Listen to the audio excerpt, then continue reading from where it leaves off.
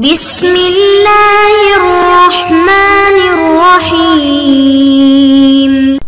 بسم اللہ الرحمن الرحیم اللہم صلی علی محمد وعلی آل محمد کما صلیت علی ابراہیم وعلی آل ابراہیم انکا حمید مجید اللہم بارک علی محمد وعلی آل محمد کما بارکت علی ابراہیم وعلی آل ابراہیم انکا حمید مجید۔ عزیز طلبہ، آج ہمارا سبق حسامی کا 20واں سبق ہے۔ کتاب حسامی کا 20واں سبق ہے، اور 20ویں سبق میں چونکہ 4 چیزیں گزری تھی: عبارت النص، اشارت النص، دلالت النص، اقتضاء النص، ان میں سے 2 کی تعریف اور حکم بیان کر دی، عبارت النص، اشارت النص کا، اور آج تیسرے کا حکم ہے۔ پہلے آپ عبارت دیکھیں، عبارت کے ساتھ ساتھ ترجمہ اور پھر اس کے بعد تشریح ہوگی۔ وَأَمَّا دَلَالَةُ النَّصِّ فَمَا ثَبَتَ بِمَعْنَى النَّصِّ لُغَةً لَا اسْتِبَاطًا بِالرَّأْيِ۔ بہرحال دلالت النص وہ حکم ہے جو نص کے معنی سے لغتاً ثابت ہو، نہ کہ رائے و اجتہاد سے۔ كالنهي عن التعفیف یوقف على حرمت الضرب من غیر واسطة التأمل والاجتہاد، جیسا کہ اف کہنے کی ممانعت اس کے ذریعے مارنے کی حرمت بغیر تأمل اور اجتہاد کے معلوم ہوتی ہے۔ والثابت بدلالت النص مثل ثابت بالاشارت حتی صح اثبات الحدود والکفارات بدلالت النصوص، اور دلالت نص سے ثابت ہونے والا حکم اشارت النص سے ثابت ہونے والے حکم کے مانند ہوتا ہے، یہاں تک کہ حدود اور کفارات کا ثبوت نصوص کی دلالت سے صحیح ہوتا ہے، الا عند التعارض دون الاشارت، مگر تعارض کے وقت دلالت النص اشارت النص سے کم درجے کا ہوتا ہے۔ اب مصنف رحمہ اللہ یہاں سے تقسیم رابع کی قسم ثالث کو بیان فرما رہے ہیں، اور قسم ثالث ہے دلالت النص۔ اور دلالت النص وہ حکم ہے جو نص کے لغوی معنی سے ثابت ہو، رائے اور اجتہاد کا اس میں کسی قسم کا دخل نہ ہو، اور لغوی معنی سے نص کے موزون لہو معنی مراد نہیں ہے، اس لیے کہ یہ تو عبارت النص کے قبیل سے ہے، بلکہ لغوی معنی سے وہ معنی التزامی مراد ہیں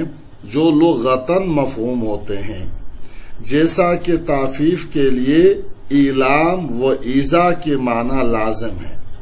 ورنہ تو تعفیف کے معنی موزون لہو کلمہ اف کا تلفظ کرنا ہے۔ مصنف کے قول بمعنی نص کی قید سے عبارت النص اور اشارت النص دونوں خارج ہو گئے، کیونکہ یہ دونوں نظم نص سے ثابت ہوتے ہیں، نہ کہ معنی نص سے۔ اسی طرح محذوف بھی خارج ہو گیا، کیونکہ اس کا ثبوت بھی نظم سے ہوتا ہے اور محذوف کل مذکور ہوتا ہے۔ دلالت النص کی تعریف میں لغتاً کا لفظ بمعنی نص کی تمیز ہے، اور مطلب یہ ہے کہ دلالت النص سے ثابت ہونے والے حکم کا فہم لغت پر موقوف ہوتا ہے، عقل اور شریعت پر موقوف نہیں ہوتا، اور جب بات ایسی ہے تو لغتاً کی قید سے مقتضا النص دلالت النص کی تعریف سے خارج ہو گیا، اور لا استنباطاً کی قید سے قیاس خارج ہو گیا، اور ان لوگوں پر رد ہو گیا جو دلالت النص کو قیاس جلی کہتے ہیں، اس لیے کہ قیاس جلی میں رائے و استنباط کی ضرورت ہوتی ہے، بخلاف دلالت النص کے کہ اس کو ہر اہل لغت سمجھ سکتا ہے۔ اسی کی طرح مصنف رحمہ اللہ نے اپنے قول كالنهي عن التعفیف سے اشارہ کیا ہے کہ اللہ تعالیٰ کے قول وَلَا تَقُلْ لَهُمَا اُفٍ کا معنی موزون لہو فقط کلمہ اف کے تکلم سے ممانعت ہے، جو کہ عبارت النص سے ثابت ہے۔ پس اسی نہیں یعنی تعفیف سے ضرب و شتم اور ہر اس شے کی حرمت معلوم ہو گئی جو والدین کی ایذا رسانی کا سبب ہو، اور اس حرمت کو ہر وہ شخص سمجھ سکتا ہے جو اہل لسان ہو، اس میں تعمل اور اجتہاد کی ضرورت نہیں ہے۔ اور یہ معنی عبارت النص سے بطور دلالت النص التزامی ثابت ہے، اس لیے کہ ضرب و شتم کی حرمت لا تقل لہما اف کی حرمت کے لیے لازم ہے۔ دوسری بات، ماتن نے جو فرمایا والثابت بدلالت النص مثل ثابت باشارت النص، اس عبارت سے مقصد ماتن رحمہ اللہ کا دلالت النص اور اشارت النص کے درمیان مساوات اور ان دونوں اور قیاس کے درمیان فرق واضح کرنا ہے، جس کا خلاصہ یوں ہے کہ اشارت النص اور دلالت النص قطعی الثبوت ہیں، اور ان دونوں سے حدود و کفارات کے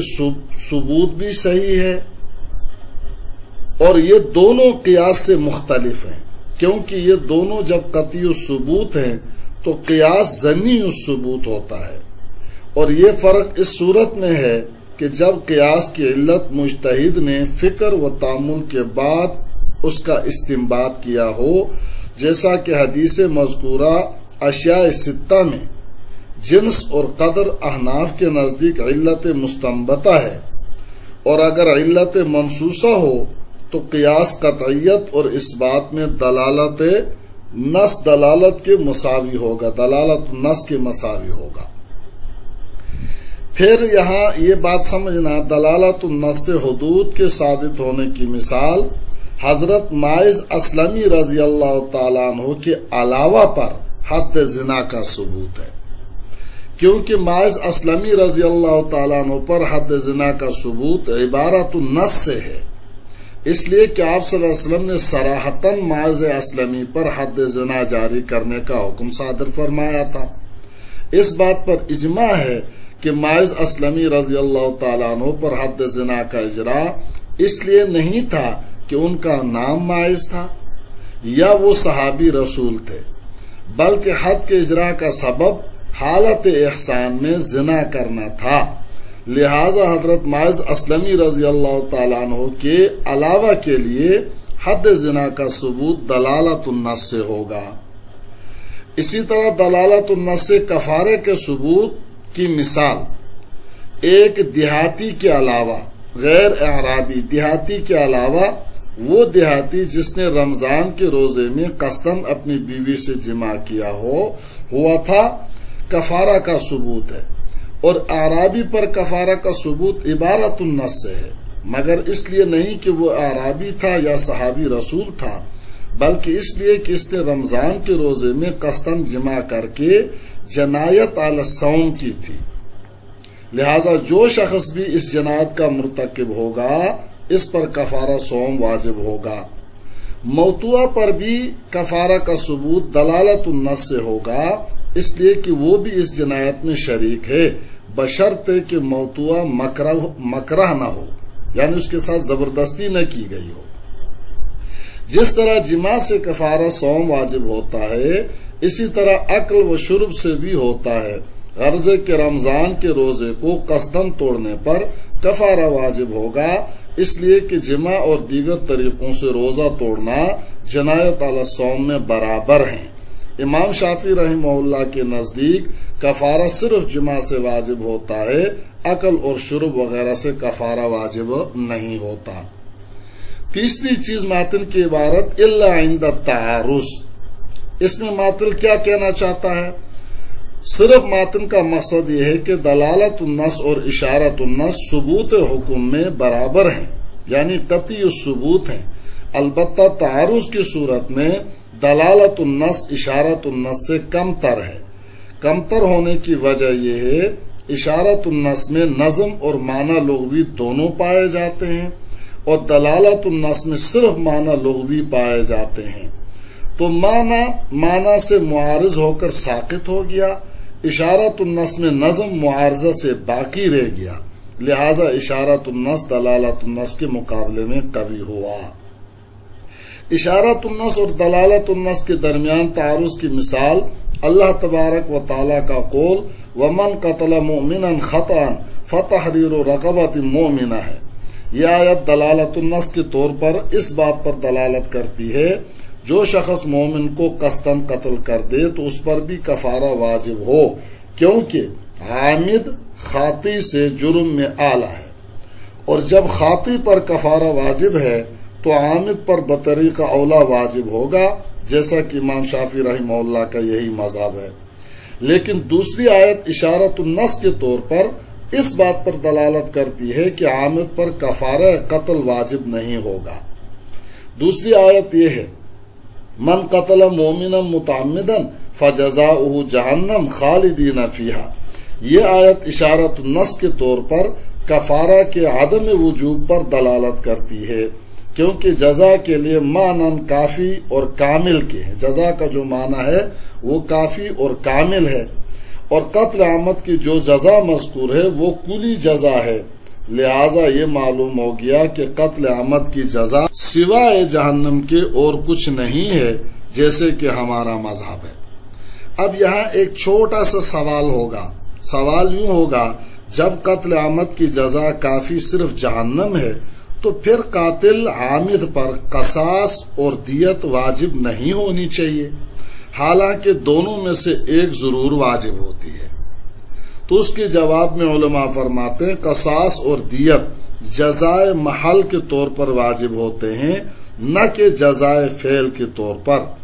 جزائے فعل یعنی قتل کی جزا تو جہنم ہے، اور مقتول کی جزا قصاص یا دیت ہے۔ اگر مقتول کی جزا واجب نہ ہو تو مقتول کا خون ہدر یعنی ضائع ہوگا، حالانکہ مقتول کے ساتھ ورثہ کا حق متعلق ہے، جس کی وجہ سے ورثہ کا حق تلف ہو جائے گا۔